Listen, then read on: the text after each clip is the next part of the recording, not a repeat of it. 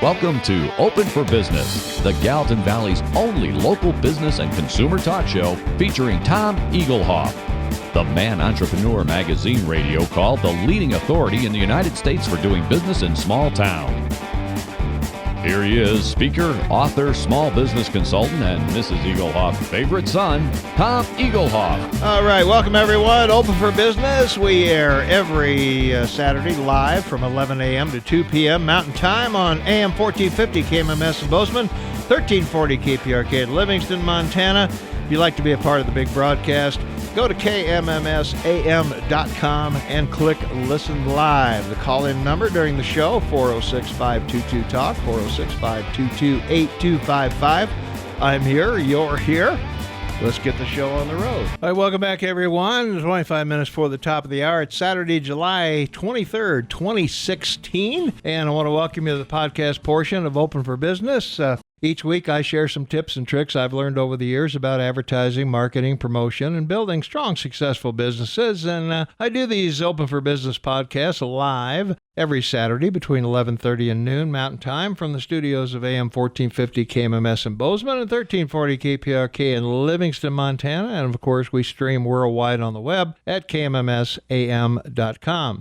If you missed any of the previous podcasts, you'll find them all on my YouTube channel or my website at smalltownmarketing.com. That's smalltownmarketing.com. Just go about halfway down the homepage on the left side, and you'll find a link to the podcast page so you can catch up on any of my podcasts that you might have missed. Today, we want to talk about 6 ways to build customer trust and confidence. So, one of the major challenges of any new business is building the business itself. So as your business grows, you're constantly dealing with and building relationships with new customers. Now, in surveys that I've seen, the biggest reason customers cite as the reason they shop where they do is because they felt a trust and confidence in that business. So in this podcast, I'll show you 6 ways to build customer trust before that customer actually makes their first contact with you.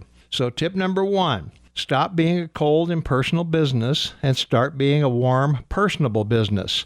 Building the company name is one thing, but bringing an actual personality to the business is another. All your ads should speak to one person, not the huddled masses. Use less I and we and more you and yours. When you write your ad copy, think of one customer you know and like and talk to them as though you were face to face. Tip number 2, be truthful. By that I mean, don't tell just part of the truth in your ads. Nothing will upset a customer more than to see an ad for a product costing $49.95 only to discover after the fine print and all the extras to make it work as advertised, it's $149.95. If there's additional enhancements that'll make the product a better value, then couple them with the benefits that displays that value. Tip number 3, some people say that imitation is the sincerest form of flattery. It's one thing to be equal to or better than your competitor, but it's an entirely different matter to sound like them in your advertising. Coke doesn't want to sound like Pepsi.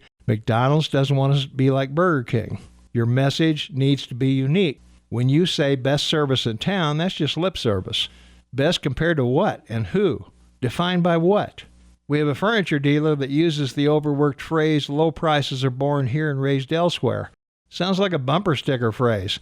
It's cutesy, but it hardly builds trust and confidence in your business. If you're going to talk about your business in slogan terms, be clear in what you say. The number 1 seller of XYZ snowmobiles in the tri-state area, and cite the documentation for saying that. If low prices is your hook to bring in customers, then your business is probably going to be in trouble soon. Few people see value in low prices. Most see cheap and inferior products that aren't even worth the time to examine. The low price model may work in large cities with high populations, but it's tough to pull off in smaller venues. Low pricing only works successfully in high traffic volume stores, such as Walmart or grocery stores. You can't buy the business with low prices. People only bring out their wallets when they see products and services that directly benefit them. Tip number 4, spell out your guarantee. Build your reputation for standing behind what you do, even when it sometimes costs you. You're probably familiar with Nordstrom's, the Seattle-based clothing chain. They're famous for their customer service. There's a rumored story of a woman trying to return a set of tires she was convinced she purchased at Nordstrom's. Despite the fact that Nordstrom's doesn't sell tires and never has, they took back the tires and cheerfully refunded the woman's money. Your word is your bond. Guarantee your work and stand behind it, even if it hurts. Tip number 5, make it easy for customers to complain. Provide phone numbers, feedback, email access, in-store how are we doing cards, and any other way you can think of for customers to notify you when there's a problem. As a business owner, it's imperative that you know why customers are unhappy. If you learn of one unhappy customer, chances are there might be 10 more who didn't give you any feedback, but they'll happily relate their negative experience with you to anyone who will listen to them. And it's a safe bet they'll embellish that story. So the longer it takes you to resolve the problem, the more potential customers will hear about this particular customer's dissatisfaction with your company. A lot of public relations damage can be done in a very short amount of time. It's much easier to build on a positive than to reestablish your reputation damaged by a negative. Tip number 6, build on your success. Actively solicit testimonials from satisfied customers and display them where customers can easily see them.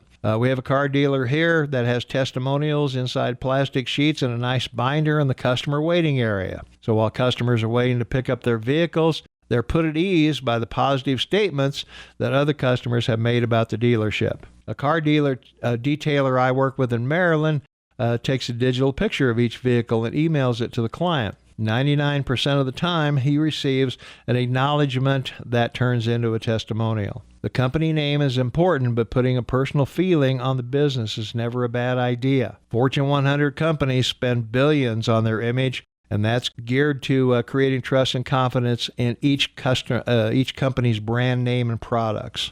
Should you do any less? So here's your homework. Step back and honestly evaluate your business. Are your frontline people helpful, friendly, and courteous? You never get a second chance to make a good first impression. Are your processes fast and efficient? Do customers receive value in a timely manner? What positives can you build on and what weaknesses can be improved? Building trust and confidence is not easy to do in today's skeptical society. Always try to see things from your customer's point of view. If you were your own customer, what would it take for you to have trust and confidence in your business? If you do all these things and your customers, they'll spread the word about your business. And that's the podcast. If you missed any of my previous podcasts, you'll find them all on the YouTube channel or my website at smalltownmarketing.com, smalltownmarketing.com. Go about halfway down the homepage on the left side and you'll find a link to the podcast page so you can catch up on any of my podcasts that you might have missed. So tune in each Saturday and let's build successful businesses together.